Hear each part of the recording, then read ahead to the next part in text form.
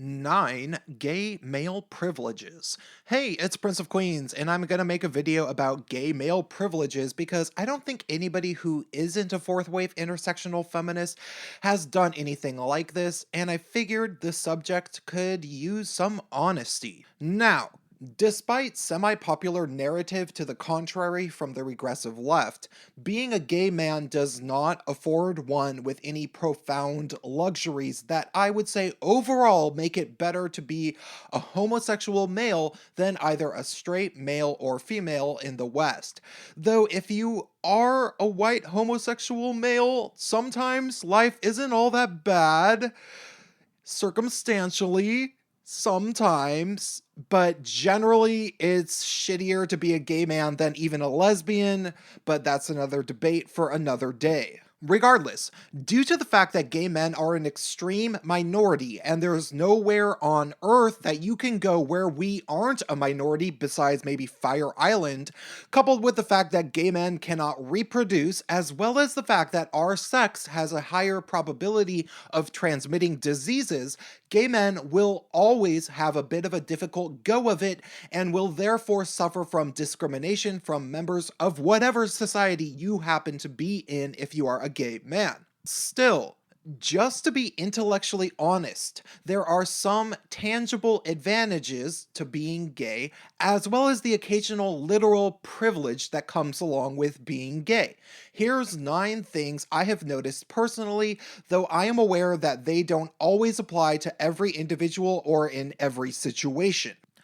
The first privilege that actually came up recently in my life was the ability to go into the women's bathroom at a nightclub when my female friend was in a drunken blackout and I had to sit with her on the couch that was in there. Sure, this is obviously a very small privilege, and it's not like you can just go ahead and do this frequently, especially if you are a big hairy dude. But if you ever really need to accompany a female into the bathroom in an emergency or something, other women will almost always allow you if you tell them convincingly that you're gay. The second privilege is not so much a privilege, but just a slight circumstantial benefit to being a gay man, which is date rape avoidance. I'm sure feminists would claim that gay men also have the benefit of rape avoidance in general, but I think that that's nullified because even straight men are more likely to be the victims of violent crimes than women in general, and gay men are several times more likely to be the victims of violent crimes and robberies than straight guys.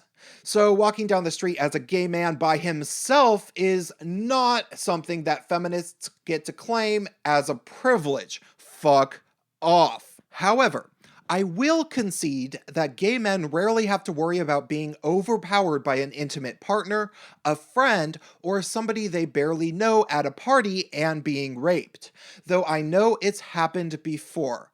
I have actually been in 2 different situations where I was in bed with guys and they could not take a hint that I did not want to be penetrated, but in both instance, I knew I could beat the crap out of the guys if I got really upset, and I think that they knew it too, so they calmed down. A woman or girl might not be so lucky. The third privilege is going to be controversial because it isn't simply confined to gay men, and also because there are numerous gay men who can and will take offense to this, but there is a vast amount of HIV disability benefits as well as social support for HIV positive gay men.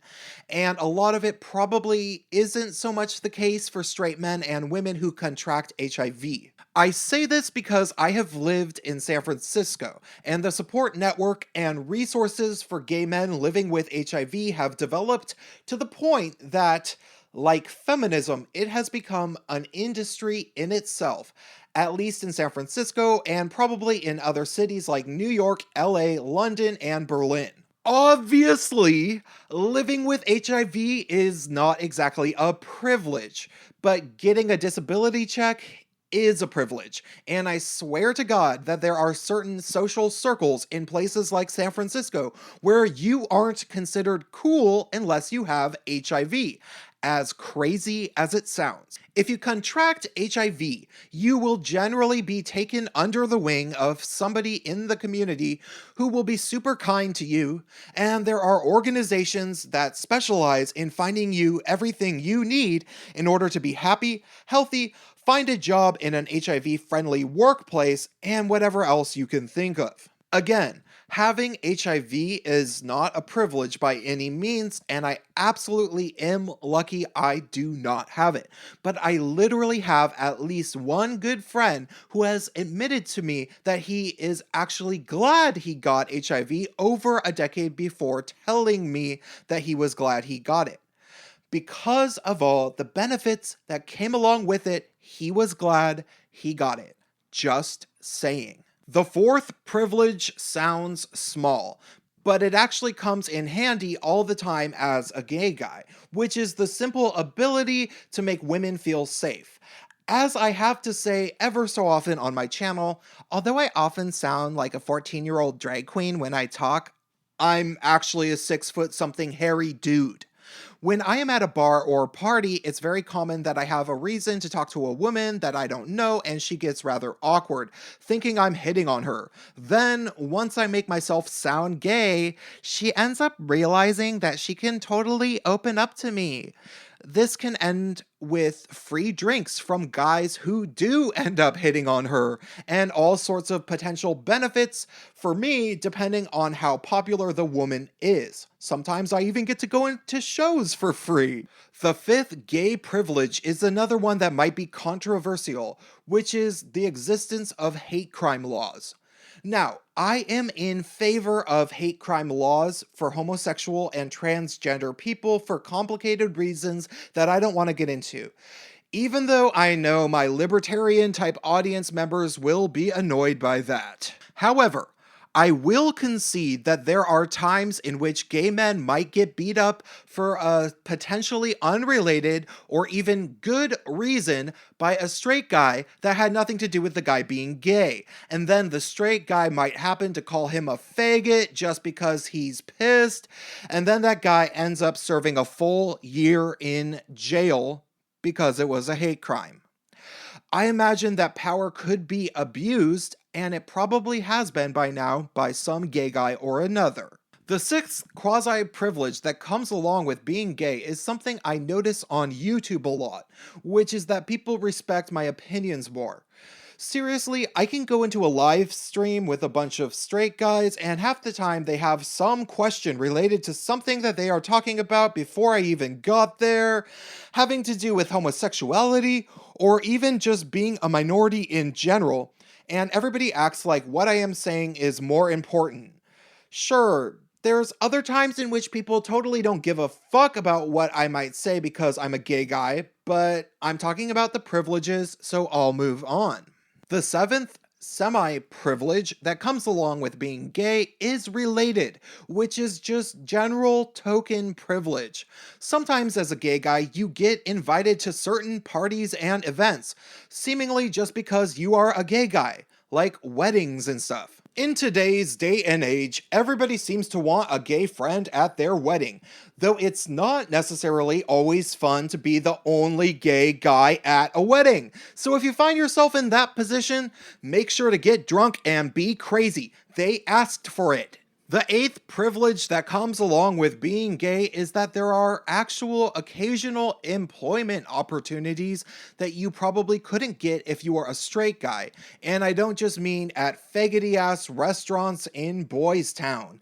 I mean that the same token privilege occasionally applies to numerous places that you might actually want to work, because employers want to feel progressive. The ninth and final gay privilege is vague, but it's simply that you end up being a protected class socially in a lot of situations. I noticed this first when I was in high school and I was out of the closet, and my female friends would be fiercely defensive of me or my gay male friends if anybody ever fucked with them for being gay. It's kind of like what might happen if a guy ever stepped up and acted like he was gonna fight one member of a group of girls, and all of a sudden he has all 5 of them acting like they are gonna mob up on him.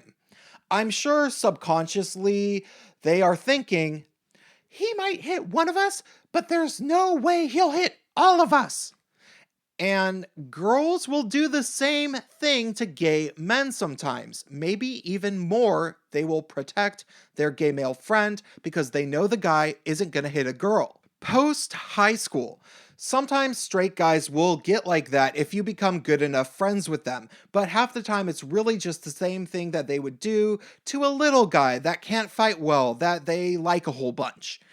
And I have gotten away with that before when a straight friend of mine almost fought some dude over me, and I didn't even have to worry about anything because my straight friend was going to fight him, regardless of whether I can actually defend myself. All right, that's all for today. Drop me a comment. Please do help me out on Patreon if you think I'm cool. Hit that bell button next to the subscribe button so that you don't get unsubscribed, and stay tuned.